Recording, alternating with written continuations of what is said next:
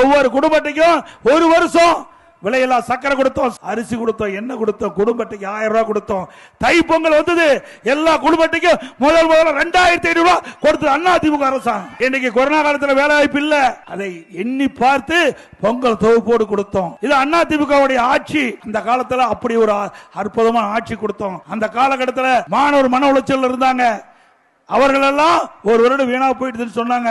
அவருடைய கோரிக்கையை ஏற்று ஆல் பாஸ் போட்டு கொடுத்தோம். கல்லூரியில் படிக்கின்ற மாணவர்களுக்கு ஆன்லைன்ல தேர்வு வச்சு அவர்களும் தேர்ச்சி பெற்றாங்க. மாணவருடைய குறையிலையும் போக்கி அரசாங்கம் அதிமுக அரசாங்கம் இப்படி மக்களுக்காக சேவை செய்து, அது மட்டும் இல்ல கிராமம் நிறைந்த பகுதி, இந்த பகுதியில ஏரி குளம் குட்டை எல்லாம் தூர்வாரி குடிமராமத்து திட்டத்தை கொண்டு வந்து நிறைவேற்றப்பட்ட அரசாங்கம் அதிமுக அரசாங்கம். பெய்கின்ற மழை நீர் ஒரு சொட்டு நீர் கூட வீணாகாம முழுவதும் தேக்கி வைத்து கோடை காலத்தில் விவசாயத்திற்கு தேவை நீர், நிலத்தடி நீரை உயர்த்தி குடிப்பதற்கு தேவை நீரை கொடுத்த அரசாங்கம் அதிமுக அரசாங்கம். அதையும் தடுத்து நிறுத்திட்டாங்க. விவசாயிகளுக்கு மும்முனை மின்சாரம் 24 மணி நேரம் பம்பு செட் இயங்கும், அந்த உத்தரவையும் ரத்து செய்த அரசாங்கம். ஒரே ஆண்டில் 2 முறை விவசாயிகள் வாங்கிய தொடக்க வேளாண் கூட்டுறவு சங்கத்தில் வாங்கிய பயிர்க்கடன் 2 முறை தள்ளுபடி செய்து கொடுத்தோம் விவசாயிகள். இப்படி அதிமுக ஆட்சியில் நிறைய திட்டங்களை கொண்டாந்தோம். அதே போல விவசாயிகள் உற்பத்தி செய்யப்பட்ட நெல் மூட்டைகளை உடனுக்குடன் நேரடி கொள்முதல் செஞ்சு அவருடைய வங்கி கணக்கில் வச்சு விவசாயிகளுக்கு எந்த ஒரு குறையும் இல்லாம